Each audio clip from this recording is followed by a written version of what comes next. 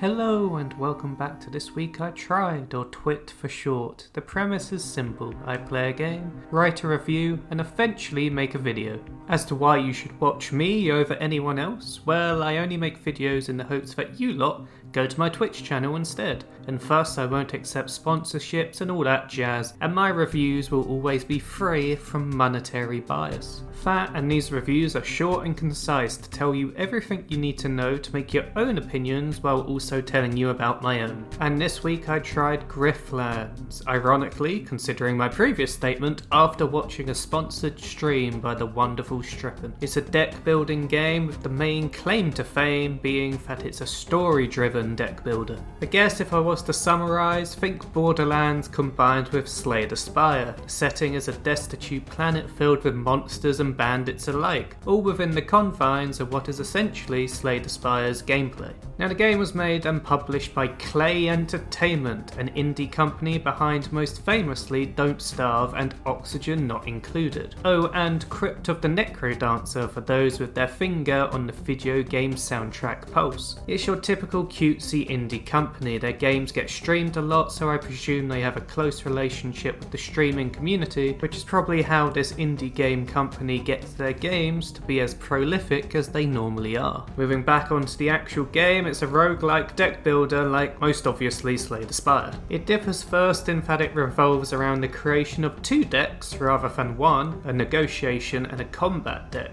The combat involves depleting a static health bar while protecting your own. You can summon defenses against attacks, buff your own attacks, and all the normal deck building tropes. Negotiations, on the other hand, are much more unique. You have a central argument on each side that you need to keep alive while also killing your opponents. You can attack and defend with abilities like combat, but you can also summon other side arguments to help you win, as can your opponent. The whole point of negotiations is weighing up if you can ignore these side arguments if you need to destroy them, or you need to defend up because you can't stop them. I must admit this new approach was a bit daunting, even confusing at first, but my advice is just view negotiations as you would combat, but with a greater emphasis on adds supporting a main central boss. Now, as mentioned, these two decks have cards that serve similar purposes, i.e. combat has defense cards that prevent damage and negotiation has composure cards which do the same. Yet somehow they feel completely different. I think it's because negotiations have this unique feeling that you are the boss summoning adds in this fight, which was a unique perspective I rather enjoyed. This two deck system has led to a rather predictable issue. It's to do with the way the playable characters are designed. The first character killed everything in a fight and was abysmal at negotiations, and the second character was of course the opposite. Normally I'd be all for this because it's class diversity after all, but there seems to be no reasonable way around this. Especially with the second character you unlock, where the final boss is a physical fight that he is simply not made for, which is a shame because I loved his playthrough because of how much you got to use the new negotiation system. Another complaint is that there seems to be this weird difficulty curve when it comes to negotiations.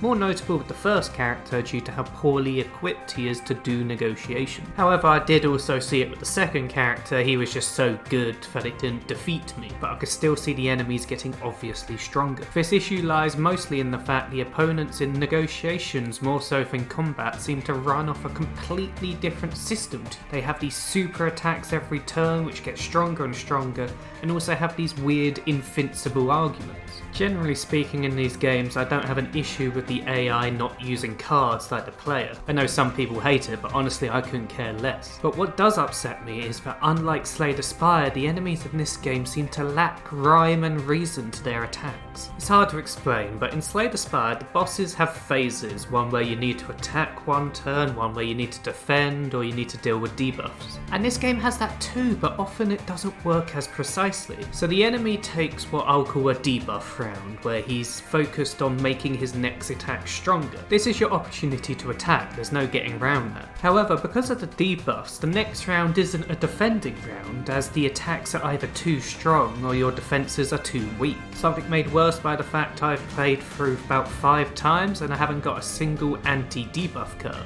To make up for this game is very easy to access. One super helpful thing is that you can mouse over a card to get more details on the effects, and if an enemy's attack at you can mouse over the debuffs on top of your character's health bar. In the same vein, in dialogue and shops, if there is something which isn't common sense both lore and gameplay wise, it is underlined and you can just mouse over it and get more details. To the game's credit, the user interface is incredibly intuitive and easy to use, and the game is very user friendly, providing tutorials for each character and each combat phase. Perhaps it's a bit handholdy, but once you've gone through the tutorials you can skip them in the future. Overall, it is your typical deck builder with the same system as the others, so don't expect anything revolutionary, but honestly that is okay.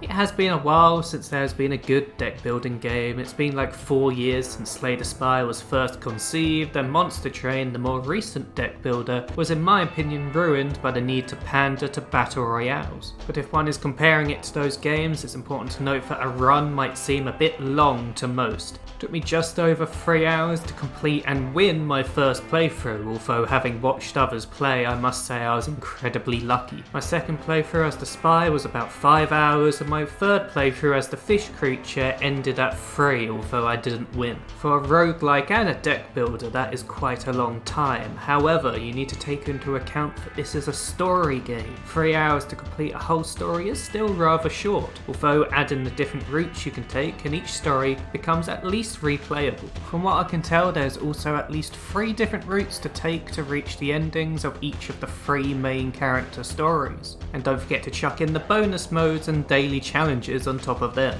You take that into account to see the base content of the game, plus do at least 1 or 2 rounds of the bonus content, you've got at least 40 hours of gameplay, which is more than worth the price of £13 that the game is currently being sold for. Now, as the story is a key point, let's discuss them in a spoiler-free manner, of course. They are short and simple, think comic book story, and there's nothing you wouldn't expect of a harsh frontier planet in a sci-fi setting. The spy story is probably the best, especially when compared to the bounty hunters, and the third story was interesting, that you are a delinquent and a bit of a renegade. Let's be honest here, for an indie deck builder you shouldn't be expecting an elaborate Oscar-worthy story, but it feels so nice that there is something, none of this being dropped in and go attitude that most roguelikes seem to adhere to. Coincidentally, that AAA roguelike that has also got a story integrated into it was released recently. It is a step in the right direction to making roguelikes interesting, or at least less burnt out. There is something much more interesting about a game when you're working within a world. Imagine playing Skyrim without the lore and context of the universe. It would just be a subpar and honestly dull hack and slash.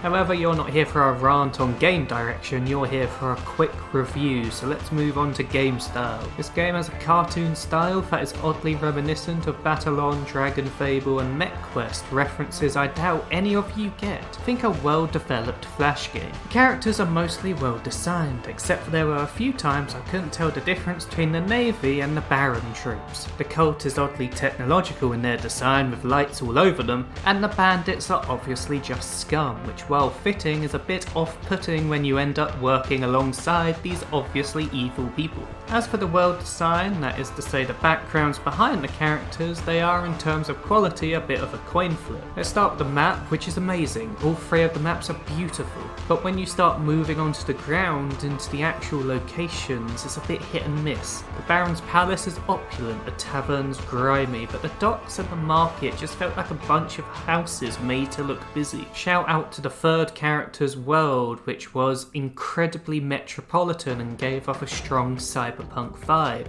up until I got that random scene that had the same background as the ones I had seen in the first character's desert location. At least no matter where you are, they give off the same damned if you do, damned if you don't feel to the world. My relationship with the soundtrack is weird at best. I have listened to it off screen while writing this, and there are some genuinely great tracks, but I can't remember hearing them in game. However, after playing a few rounds, it dawned on me. I realised that the issue is not that the soundtracks aren't present, as much as they are constantly changing. Every scene and most types of battle and many characters have their own themes, and thus you normally do not hear one song for longer than 30 seconds, with the exception of boss themes, which to be fair are pretty good, if you are not too focused on trying to win a combat encounter with your negotiation character. Finally, the voice acting, or the lack thereof. The characters speak Simlish, or whatever the scientific word for nonsense speak is nowadays. Now, considering how little writing there is in the game, I feel like it would have been better if they were voiced. But ignoring that, if you are to do Simlish, at least have it go on for how long it should take someone to read the whole message. That's about all I can really say on aesthetics, so let's move on to replayability, which is a key point in card building games. Obviously in this game there are the different approaches to each story. Now I strongly suspect you end up doing mostly the same fights, but I like to think there's enough difference that they can justify replaying to get those different routes. There's also two kinds of meta currency. One's called metal, which you use to upgrade characters specifically, and then there's prestige points, which you use to unlock somewhat game-changing perks. And finally there's the daily challenges and survival modes, which you can do as well. You also have prestige levels, which you can use to increase the difficulty of the story each time you complete it. Honestly, there is a lot to this game, more than I thought there would be, considering the story is meant to be the main selling point. Actually, I kind of feel there is more on the surface than there is in Slay the Spire. On the other hand, you do unlock things a lot faster in this game compared to Slay the Spire, so its longevity may not be amazing, but at least you feel rewarded after each and every run. That's all we had time for, folks, so let's move on to the totally legitimate numerical score. I must admit I had a bit of trouble deciding on this one, but I give this game 8 degrees of uniqueness over an overdone and arguably perfected genre. In summary, it's a great game. It has a few unique traits even after years of deck building games, and has a lot of replayability for a story-based indie game. On the other hand, avid fans of the deck building genre may be unimpressed. Its combat honestly does not match the likes of Slay the Spire in its complexity nor variety, but for those that dip into the genre every so often, those who love indie games, or those who like sci-fi, this game is more than enough to please, especially with its low price. And with that, this twit is over. Thank you very much if you made it this far, and be sure to like and subscribe if you want more reviews from a truly independent games reviewer. As mentioned at the beginning, I'd like to bring your attention to my wonderful Twitch channel on screen now. And for updates, announcements and general banter, be sure to follow me on Twitter. And finally, I wish you all a great week ahead, and until next time, cheerio.